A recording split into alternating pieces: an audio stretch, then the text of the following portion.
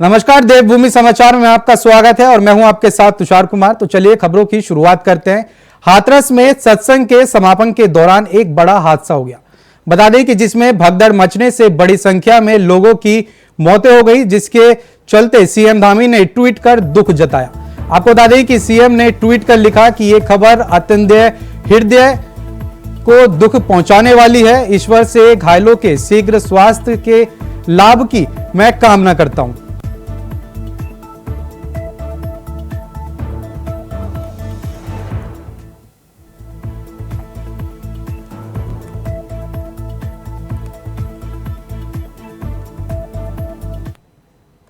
बात करेंगे अगली खबर की, तो खबर देहरादून से है, जहां मुख्यमंत्री पुष्कर सिंह धामी ने सचिवालय में परिवहन विभाग की समीक्षा बैठक करते हुए अधिकारियों को निर्देश देते हुए कहा कि लोगों को लाइसेंस के लिए आवेदन करने और स्टॉल मिलने में परेशानी ना हो। साथ ही सीएम ने आरटीओ ऑफिस के आसपास कॉमन सर्विस सेंटर की व्यवस्था भी की जाए। साथ ही सीएम ने अधिकारियों को निर्देश दिए कि वे समय समय पर जन सुविधाएं से जुड़े कार्यालयों का औचक निरीक्षण करें।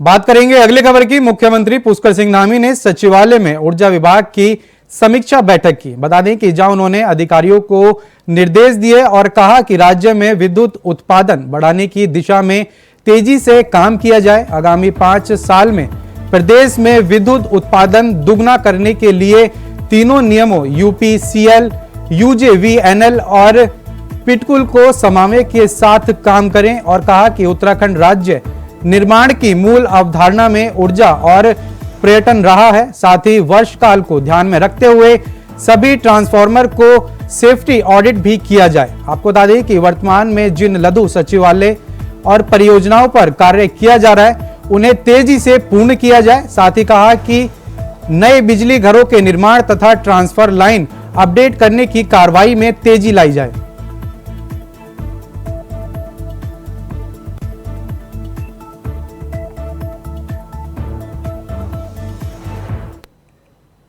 बात करेंगे अगली खबर की, तो खबर देहरादून से है, जहां प्रदेश के वित्त मंत्री प्रेमचंद अग्रवाल ने मुख्यमंत्री एलके महिला स्वरोजगार योजना के तहत आपको बता दें कि गठित मंत्री मंडलीय उप समिति की पहली बैठक की अध्यक्षता थी। साथ ही वित्त मंत्री ने बताया कि बैठक में मुख्यमंत्री एलके महिला स्वरोजगार योजना के तहत प्रदेश भर के एलके महिलाओं को कुल संख्या और योजना के तहत एलके महिलाओं को मिलने वाले स्वरोजगार को तय करने पर इस बात पर चर्चा हुई। साथ ही उन्होंने आबकारी विभाग से मिलने वाले अतिरिक्त शुल्क को खेल, गौशाला और महिला कल्याण के लिए दिया जाना था। मंत्री ने कहा कि आबकारी विभाग से मिलने वाली धनराशि का 10 करोड़ रुपए मुख्यमंत्री एलकल महिला योजना के लिए निर्धारित किया गया है। प्रदेश की सभी 95 विकास खंडों की एलके महिलाओं को इस योजना का लाभ दिया जाएगा।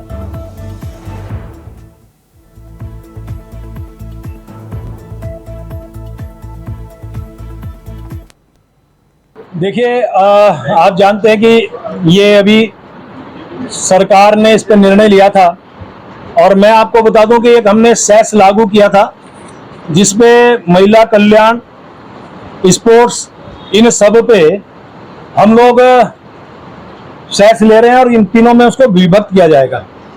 और ये जो हमारी महिलाएं हैं, जो हमारी विधवा महिला हैं और जो हमारे किन्नर हैं, तलाकशुदा महिलाएं हैं, प्रत्यागता हैं, एसिड से पीड़ित हमारी महिलाएं हैं, इन महिलाओं के रोजगार के लिए, उनकी आत्मनिर्भरता के लिए सरकार ने प्रधानमंत्री एकल महिला स्वरोजगार योजना पे काम करना शुरू किया है। मेरी अध्यक्षता में एक सब कमेटी बनी है जिसपे हमें सारी बातों पे हमें निर्णय लेना है और आप सबकी जानकारी के इसके लिए 10 करोड़ का प्रावधान किया गया, 10 करोड़ रुपए का, लगभग 10 करोड़ रुपए का। ये पूरे उत्तराखंड के 13 जनपदों के 95 विकास खंडों में हम इसको भेजने का काम करेंगे। बात करेंगे अगली खबर की, तो खबर रुद्रपुर से है, जहां भ्रष्टाचार के खिलाफ मुख्यमंत्री पुष्कर सिंह धामी की मुहिम रंग लाई है। बता दें कि विजिलेंस की टीम ने एक और बड़ा एक्शन लेते हुए आबकारी अधिकारी अशोक मिश्रा को रिश्वत लेते हुए रंगे हाथों पकड़ लिया है। आपको बता दें कि एसएसपी विजिलेंस धीरेन्द्र सिंह गुजरियाल ने इस मामले की पुष्टि की है।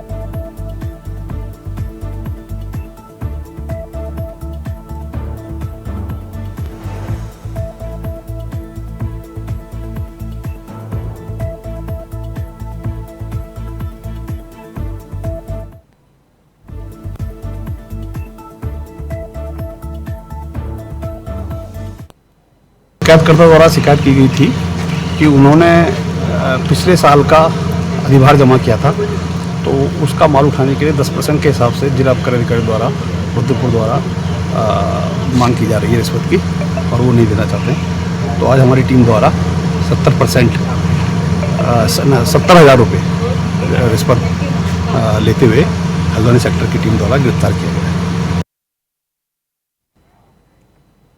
बात करेंगे अगली खबर की। लोकसभा संसद सत्र के दौरान सोमवार को नेता प्रतिपक्ष राहुल गांधी ने एक भाषण दिया था, जहां उनके विवादित बयान से देश भर में सियासत गर्मा गई है। बता दें कि जिसका असर उत्तराखंड में भी देखने को मिल रहा है। दरअसल राहुल गांधी ने अपने भाषण में हिंदुत्व को लेकर बीजेपी को घेरने का काम किया था, जिसमें प्रधानमंत्री नरेंद्र मोदी हिंदू समाज का अपमान बताने लगे। ऐसे में अब तमाम भाजपा नेताओं के बयान भी सामने आ रहे हैं। इसी को लेकर कांग्रेस की मुख्य प्रदेश प्रवक्ता गरिमा दसोनी ने कहा कि नाटक नौटंकी अब देश की जनता को समझ में आने लगी है। भारतीय जनता पार्टी बार बार इस मॉडल पर काम कर रही है। उनका जो बीजेपी का आईटी सेल है, ट्रोल आर्मी है, वह किसी तरह से फोटोशॉप करता है, किसी तरह से एडिटिंग करता है, किस तरह से बयानों को तोड़ता मरोड़ता है, ये अब जनता भली भांति समझ चुकी है।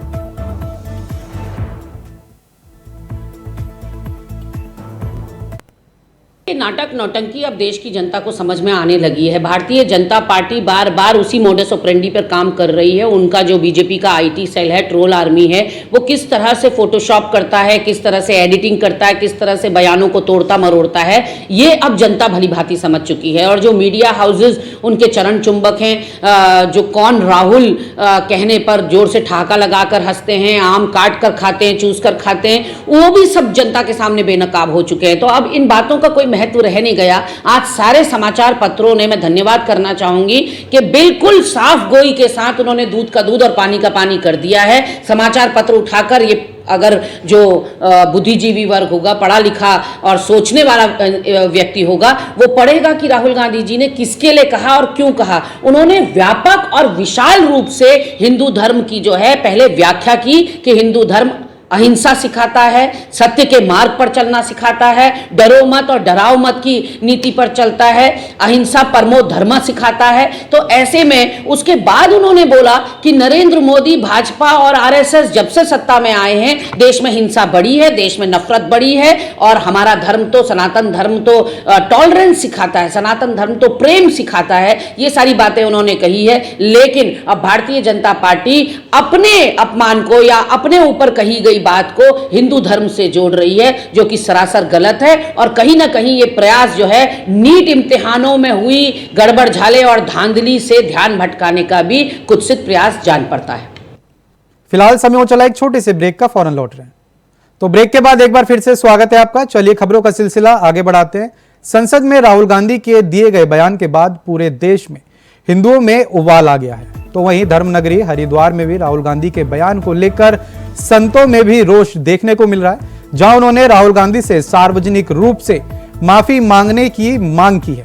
साथ ही राष्ट्रपति से राहुल गांधी की संसद की सदस्यता समाप्त करने की भी मांग की गई है। तो वहीं संतों ने राहुल गांधी को मानसिक रूप से बीमार बताते हुए उनके इलाज की भी बात कही है।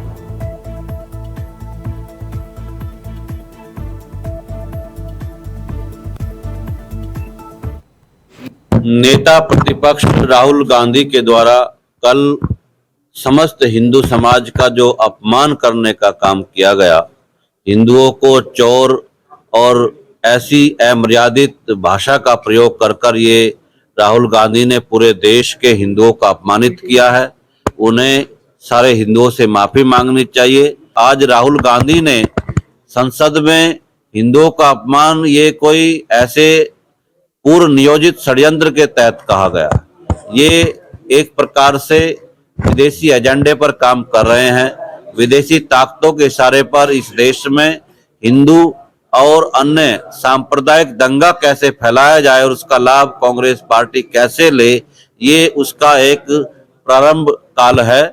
मैं इस देश के राष्ट्रपति जी से आह्वान करना चाहता हूं कि वो इनकी जांच कराए कि ये किस षड्यंत्र के तहत इस देश में कोई सांप्रदायिक दंगा तो नहीं कराना चाहते। दूसरा, इनकी सदस्यता समाप्त करनी चाहिए जिस प्रकार से इन्होंने बहुसंख्यक हिंदू समाज को अपमानित किया। एक बात तो मुझे यही कहना है, इसका राहुल गांधी नाम बोलना बंद करना चाहिए।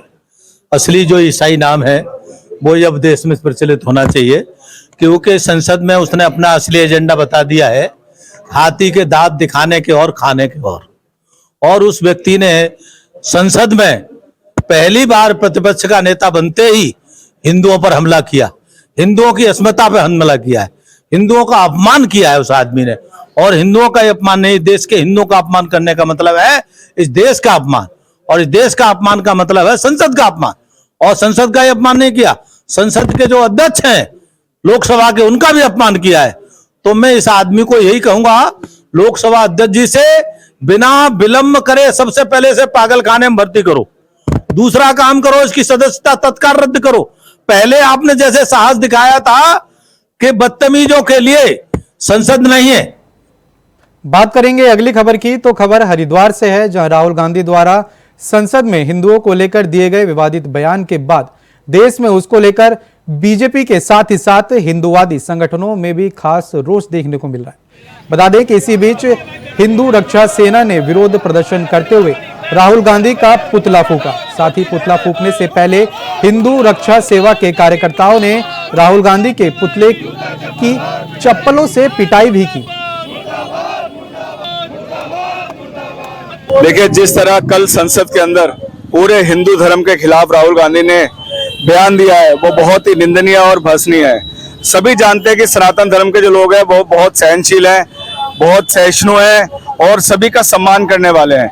राहुल गांधी का सदन में उस पूरे धर्मावलंबियों के लिए ये बोलना कि हिंदुओं का जो है, हिंदू जो है वो हिंसक है, हिंदू जो है वो असत्यवादी है, ये बहुत ही अशोभनीय है, बहुत निंदनीय है।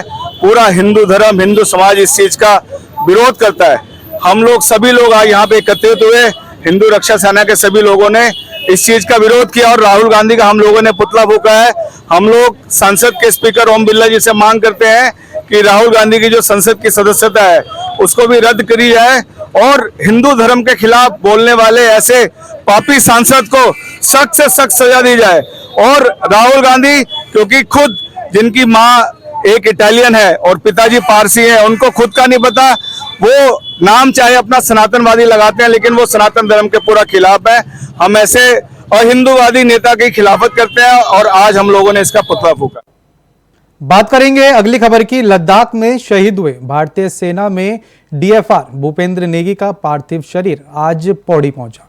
बता दें कि उनके पार्थिव शरीर को उनके पैतृक गांव में लाया गया, जहां शहीद भूपेंद्र नेगी ने आखिरी दर्शन करने के लिए क्षेत्र के लोग एकजुट हुए।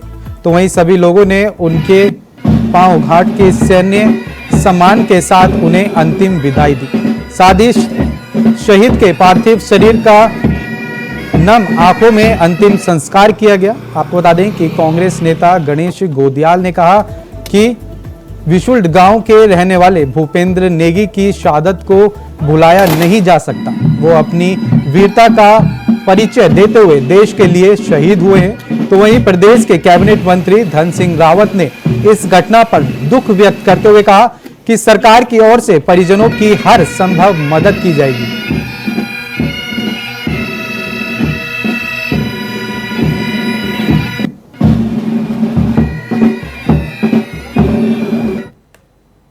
बात करेंगे अगली खबर की। देहरादून में झमाझम बारिश से सड़कें पानी से लबालब हो रखी है। बता दें कि दुर्घटना घटाघर चौक पर दूर अस्पताल चौक कचहारी रोड पर पानी भरा हुआ है, जिससे ड्रेनेज सिस्टम की पोल खुल गई है। बताया जा रहा है कि नालियां चौक होने के सड़कों पर पानी भर गया है, जिसमें आमजन को परेशानियों का सामना करना पड़ रहा है।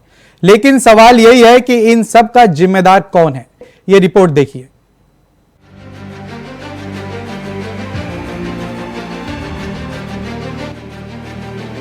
बारिश के बाद देहरादून की सड़कों पर जल भराव की तस्वीरें देख रहे हैं ना। मानसून की पहली बारिश ने तैयारियों की पोल ही खोल कर रख दी। बता दें कि ये देहरादून में बारिश के चलते कई जगहों पर जल भराव देखने को मिला, जिससे ये पता चलता है कि दून का ड्रेनेज सिस्टम कितना वीक है। नालियां चौक होने की वजह से सड़कों पर पानी लबालब भरा है, जिससे आम जनता को परेशानी का सामना करना पड़ रहा है। और सबसे ज्यादा परेशान वो हुए जो गाड़ी से अपनी मंजिल की ओर जा रहे थे। अब तो ये साफ हो गया है कि बारिश ने ड्रेनेज सिस्टम की पोल खोल दी है, लेकिन सवाल ये है कि राजधानी देहरादून की इस दुर्दशा का जिम्मेदार कौन। शहर में जल भराव जैसी स्थिति बनी हुई है और जिम्मेदार महकमे को कोई खबर ही नहीं है। ऐसा भी नहीं कि मानसून ने पहली बार दून में दस्तक दी है, जिसकी प्रशासन को भनक तक नहीं, या फिर सड़कों पर लबालब जल भराव पहली बार हुआ है। तो फिर क्यों आम जनों के लिए देवभूमि में मानसून भी जी का जंजाल बना हुआ है। हरिद्वार की वो तस्वीरें तो याद होंगी आपको। चंद रोज पहले गंगा में तैरती गाड़ियों की लंबी कतार ये बता चुकी है कि तैयारियों के नाम पर महज खाना पूर्ति हुई है। ऐसे में सवाल ये कि क्या दून में भी तैयारियों के नाम पर मजाक हुआ। बहरहाल अब देखना ये होगा कि कब तक उत्तराखंड की जनता मानसून में अव्यवस्थाओं की मार झेलेगी।